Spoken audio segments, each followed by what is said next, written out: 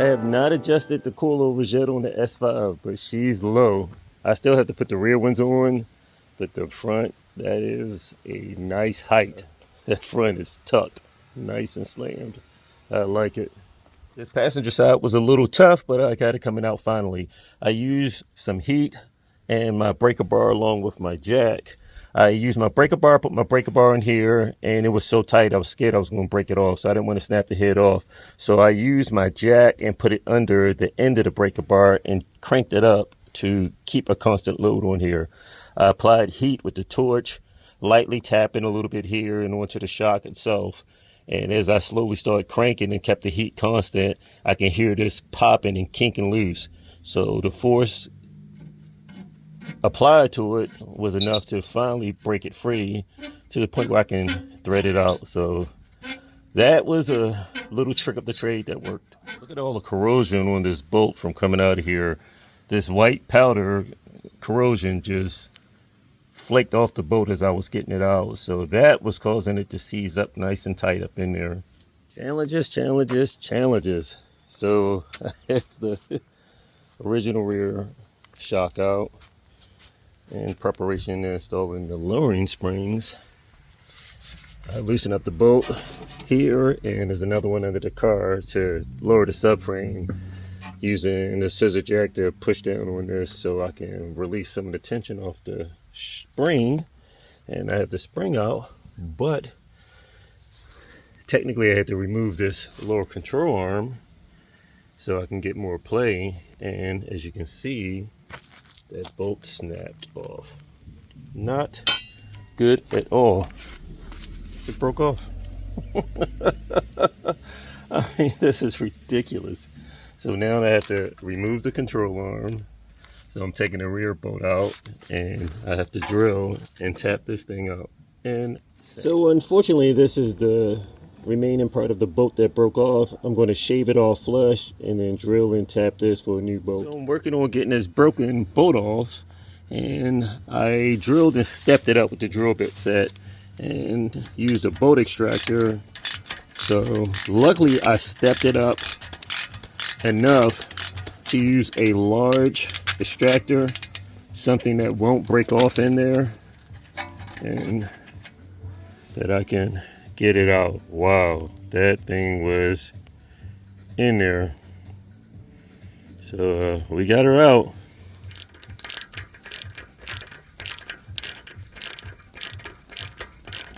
So we have the KWs installed on the front and on the driver rear. Last one to install is on the passenger one. So I already removed the shock. I'm in the process of loosening up the bolts for the subframe, and then we'll lower the subframe down. I'll support it with a jack. We'll lower the subframe down and try to get this spring out of here so we can install our lowering spring. The spring height is very different. It's a lot lower. So I can easily get the new spring in without too much of a strain or any type of inconvenience. I have the shock and spring installed. Now I'm about to install my adjustable spring perch. Some of these are mounted under the spring, and this particular one I would say go over the top, because you see this dowel pin right here, this guide pin. This pin would fit right up under inside that hole right there in the subframe. That'll, in the body of the car, that'll keep this centered in position. If you put it on the bottom, this is going to dangle around and potentially pop out, because the hole at the bottom of the shock, as you can see, is a lot larger, so that will not stay fixed and centered. Pretty much finished with the installation on the passenger side, and I have to backtrack to the driver's side and install the adjustable spring perches. Needless to say, I would have been finished, but the box I thought was empty, and when I removed the last shock for the passenger side, I went to kick the box out of my way, and I heard a jingle. And unfortunately, it was the adjustable spring purchase. So thoroughly check your box. This box was filled with foam, and the foam was filled nice and tight in the box, so I didn't hear anything.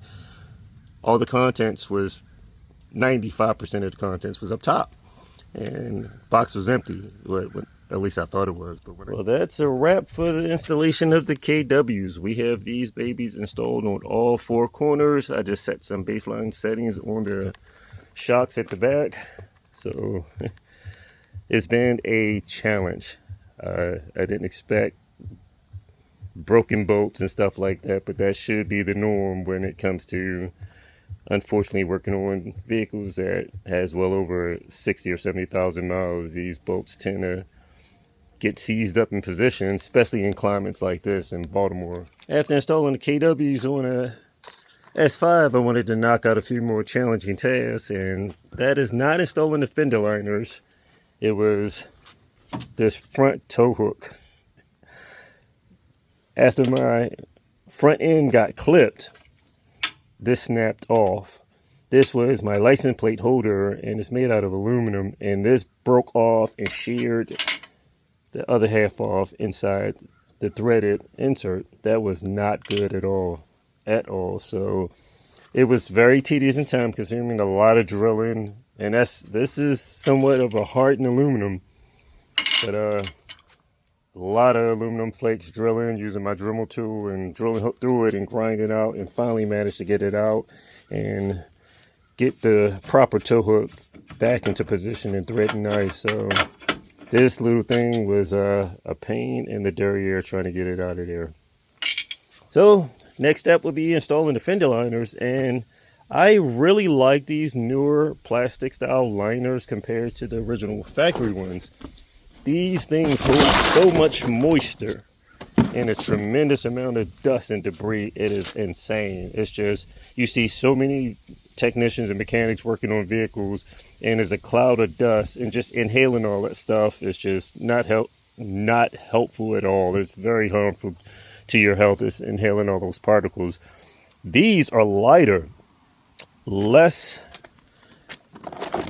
debris will cling to this, and water will run off fairly well. So this will hold less moisture, a lot lighter. So I'm pretty fond of these. We'll go ahead and install these and see how they fit on the vehicle, and ditch those original ones in the trash. So we have the KWs on here, and it is low.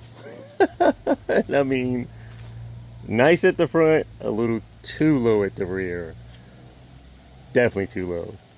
So I have two options. I can raise the spring purchase up all the way to max, which I really don't like, but luckily about a year ago I wanted some spring purchase that had some extra height, and I came across these for the S5. I actually purchased them and put them on my TT as well, because I wanted to get that extra height, because my rear wheels are rubbing because my TT was so slammed. I had to raise it up some, and the KWs wouldn't get it up high enough.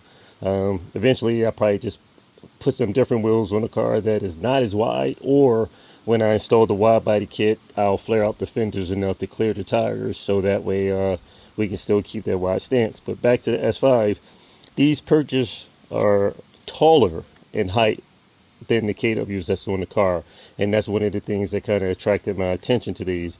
So what I'm going to do is go through the efforts and jack this up again, lower the subframe, put these taller perches in, and crank them up a little bit higher, so that way we can get the rear jacked up enough just to see the top edge of the tire. So that's the look I'm going for. It's definitely pretty tucked right here, and I really want to see the diameter of the wheel. I don't want the wheel to like be tucked up under the fender. That's not a look that I'm too thrilled about, but to each his own. So that's what I'm going to do. And then I went to the salvage yard today. Unfortunately, I didn't have time to film it because I was in the middle of texting back and forth while I was removing this bumper off of a Audi A5. My front bumper, the corner got clipped just enough right at this corner where it was pushing up against the bracket, the support bracket. This black bracket up here was pushed in a little bit close to the headlight support. I didn't really like that, so searched my sites and came across a local salvage yard that actually had an S5 and an A5. The S5 was jacked up. I mean, the car got smashed and looked like it may have even rolled. So that bumper was a no-go, but this bumper appears to be somewhat good and salvageable. We'll go with the installation of this, continue with the fender liner for the driver's side. I started installing the fender liner for the passenger side, and we'll see if we can make some more progress this weekend with getting the RS5 style looking front end on here. I have the new spring perch installed, and it turned out pretty good. I adjusted it pretty much close to an inch height, so we'll see how it looks on the vehicle. I'm still have to do some adjustment and balancing out, but one of the best things I like about it is I can use the spanner wrench and hold this wrench in place and use a 10mm hex, go through the bottom port right there, and exactly right up in there, stick my Allen and socket in here, and I can just adjust it while holding the perch, and then I can adjust my height pretty easy. So that's one of the reasons why it has the Teflon at the top part of the perch that goes here. Is a piece of smooth Teflon, and that allows it to help keep this and let this spin around when you're twisting it with your hex, and you can hold the hat stable with the spanner wrench and get your height like you want. Well, I just took it back off because I was slightly mistaken. This KW hat will thread onto this, but the only downfall is it is a little loose, which I don't like. So the diameter must be a little bit smaller. When I tried to thread this hat onto the KW, it'll spin and lock.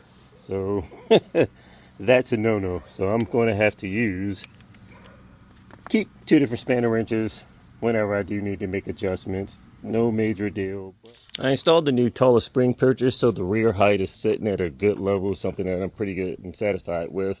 I can adjust it higher or lower, so I have it at a height that I'm pretty much content, but once I get it on a level surface, then I can adjust all 4 corners to make sure it has a good stance. Next step is to install the fender liner on the driver's side, and then also swap out this front bumper. I have a replacement bumper that I picked up from the salvage yard, and yes, I waste my time drilling and making sure I got that broken off piece out of there. Of course, when you get a replacement bumper, you don't have to worry about all of that crap. So we're gonna go ahead and swap this out. When this got clipped on this corner, it folded this over just a little more than I liked and pushed this in. So hopefully swapping out this bumper will eliminate that. And I'm about to remove this headlight lens and replace it with a aftermarket one. This got damaged in an accident. So I have my heat gun ready. We're going to heat this up, separate it, and adhere to the new one. I'm having to use a different technique to remove the lens. This glue that's adhering this lens in here is a different type of glue. This isn't really sticky or stretchy like a windshield type of glue. It appears to be more like a harder style epoxy. This stuff is in here pretty good, so I've been just breaking little pieces off all the way around it with channel lock pliers and using this hook to go in and pry out, and that's been working pretty well so far with working my way around. So the headlight turned out great for the S5. What I did was, after I broke the sections off in pieces and just heated each section up and pulled out each little piece of the remaining lens cover, I made sure everything was clean all the way around. Used some windshield silicone, went each way into the gap, filled the whole gap up, and then pushed the lens cover in. And then I put the shrink wrap over the lens cover itself and used electrical tape and wrapped it up really tight to keep this pushed in nice and tight all the way. And it sealed up pretty good. So you can see I'm really close to the edge, all the way up against the stop. So it pushed everything together and kept everything compressed nice and tight all the way around. So that's the way I wanted it. Back at the salvage yard, this is the Audi A5 that I retrieved the front bumper off for my S5. This is a 2010. Today I came back to get the BCM, the body control module. And also right over here we have a 2012 Audi S5. I'm pretty sure the body control module is still in here as well. Yeah, it looked like everything is still intact. This car got smashed up pretty good, as you can see. On the passenger side, it is jacked up. I have the body control module out, and I hope it's good, because this, as you can see, it's dripping a little water also.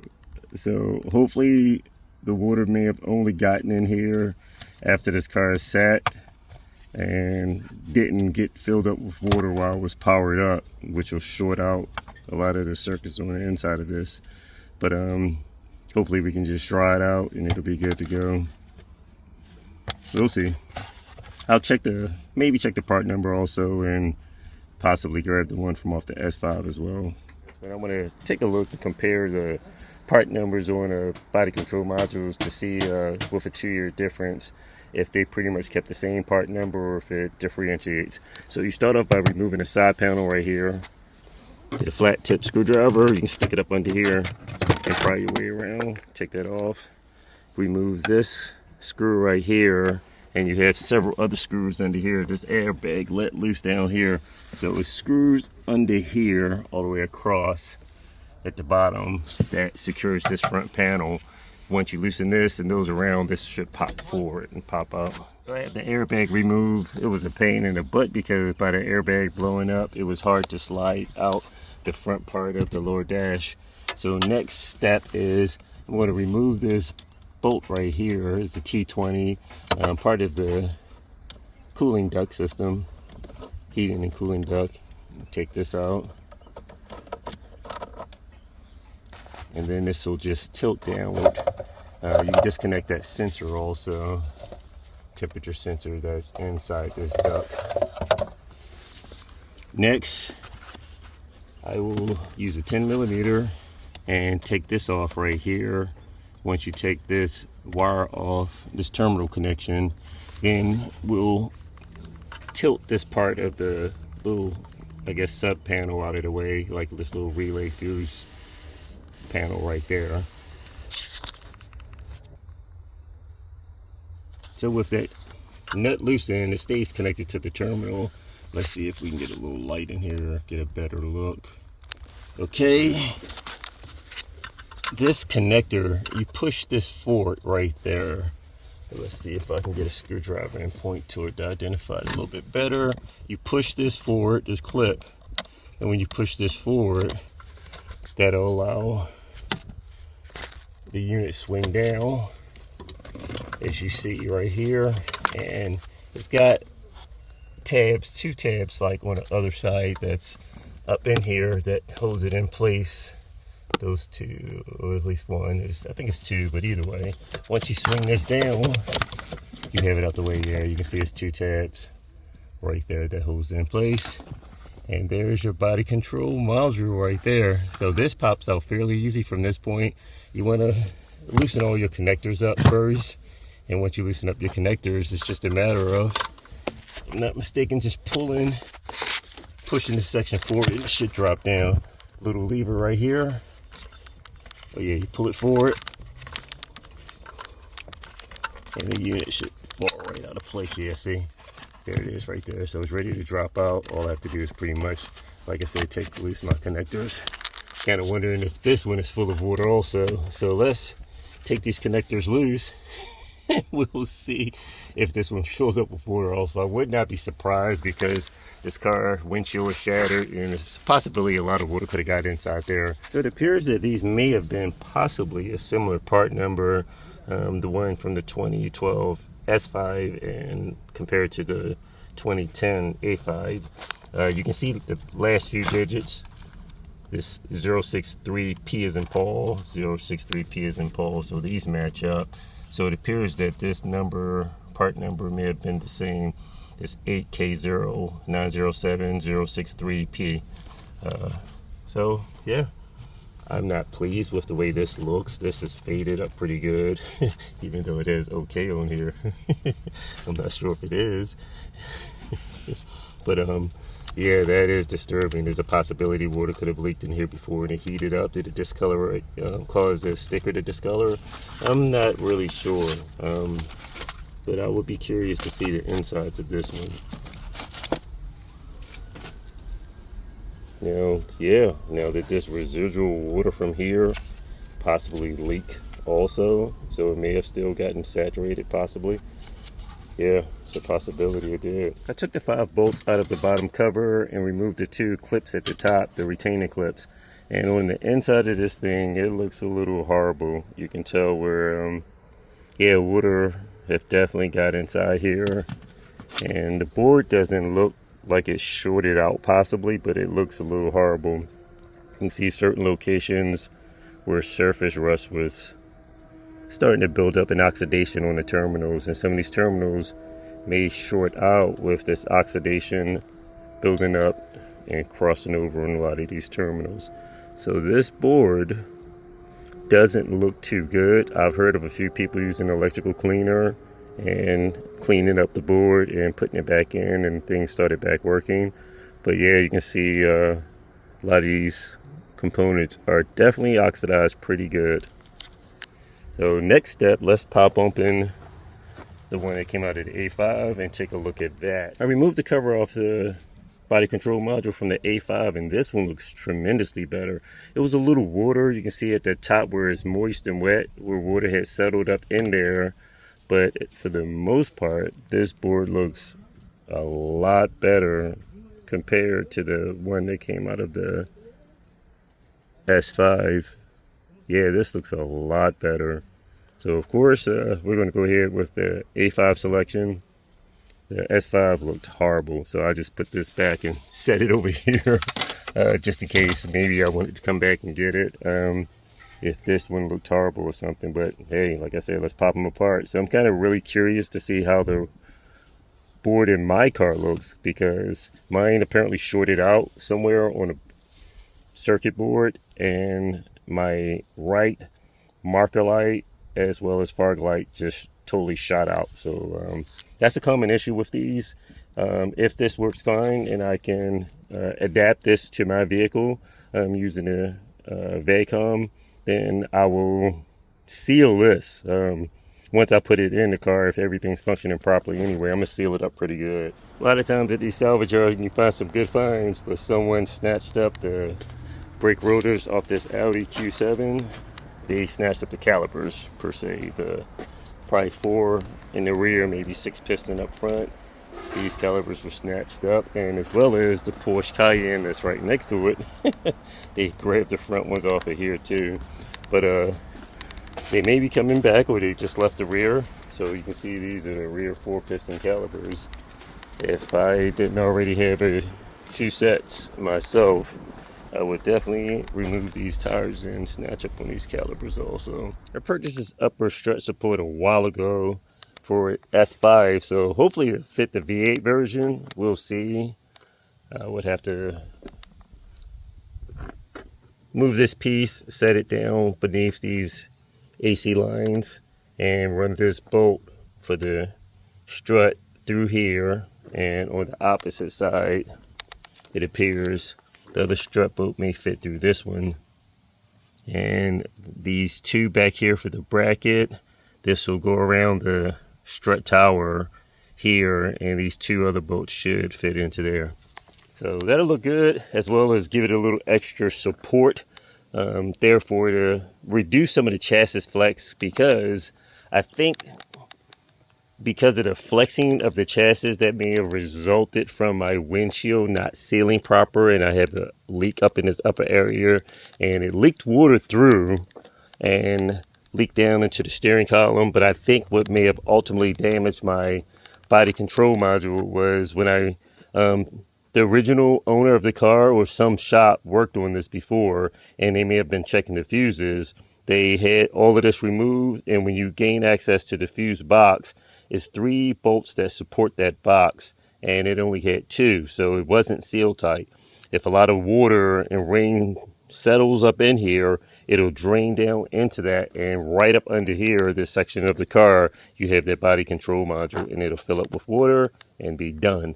So we had a hard rain, and one night I saw my lights flickering on and off, and I'm like, what the heck is going on with my car? Opened the door, looked inside, and dash lights was flickering, and my headlights was blinking on and off and did not even want to remain off. And I'm like, okay, something electrical was jacked up. and it appears it's the body control module. But we'll find out for sure once I replace it. But as a result, the damage resulted in the electrical short, resulted in my marker light not working, as well as my fog light. But getting the car back together, we'll replace this front bumper cover with a RS5 style bumper. I already lowered the car down pretty good, so it looks nice. I love the stance. The back has that's the height that I want. The front isn't bad either. Nice little tuck for the front, but I'll still go around, measure the height for all four corners once I get it pretty much on a square surface. The rain has stopped, and I decided to come outside and put on the front RS style bumper cover. Have the car jacked up and getting prepped. After we get this installed, tomorrow I'll ride around to a few shops and see what type of estimate we can get on having the front fender as well as the bumper cover painted. But of course my plans would be to either remove the bumper cover and have them painted separately, so that way right in areas like this where the headlights go, you don't have it blue here and it's gray here. They can paint the whole full bumper. I'll take out the grill also. Of course, best thing would be to take it up there separately, but you know, some shops are already like, well, we want it together, or either way. But I don't want them to try to paint it, clear coat it, and then when I go to separate it, you end up having the paint crack when you go to separate these two sections right there. A few things that I've done in preparation for the new bumper cover. I painted the bumper black. Also, the sensor that was mounted on the backside of the grill assembly, I relocated that, used some self-tappers, and mounted that on the backside of the bumper, just so that way I have the extra clearance right here. And also, it was no provisions for installing it right there compared to the factory setup. And in the future anyway, I may do a similar setup like I did with Teddy's car. Slice this out, maybe put a center feed intercooler right in the middle, but that's for another time. Another modification I did also is, I've seen on several of the bumpers in the salvage yard, this trim has gotten ripped out from accidents or impact, and possibly sometimes maybe even from over tightening it too much if you have a gap to pull it back. So what I did was I reinforced this with some heavy duty epoxy right in this corner, all back here on both sides.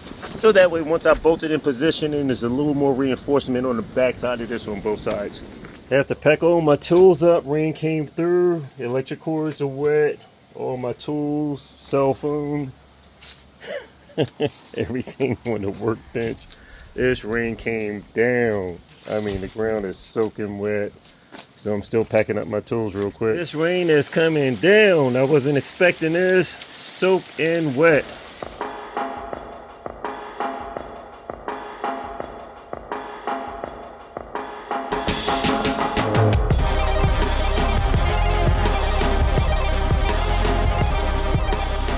Had the S5 back from the paint shop, and it turned out pretty good. I'm really satisfied with the look and the paint job. Getting prepped to put on the remaining pieces for the front bumper. I think that's going to really be the icing on the cake. Okay, I have the front piece on now. I had to shave down some of the clips so it can fit in place and snap in. Some of the plastic in certain locations was a little bit larger. It didn't want to seat down, so I just used my grinder and just filed off the tips just a little bit, just smoothed them out, giving more of a progressive ramp instead of such a big large ramp, and that gave it a chance to snap in place a lot easier. It's been scanning all of the modules, and it's been doing this for over 1 hour. That is crazy. I mean, crazy. I know it's got a lot of modules, but oh my goodness. So I want to make sure I have a deep scan of all the codes, all the settings and everything of this before I replace the body control module. So now I want to do some research also. If I select to copy it in the raw hex, I'll get this message that pops up when I hit go. Only current generation interfaces support this feature. Please upgrade to a current ROS-Tech interface. So that's something I need to research.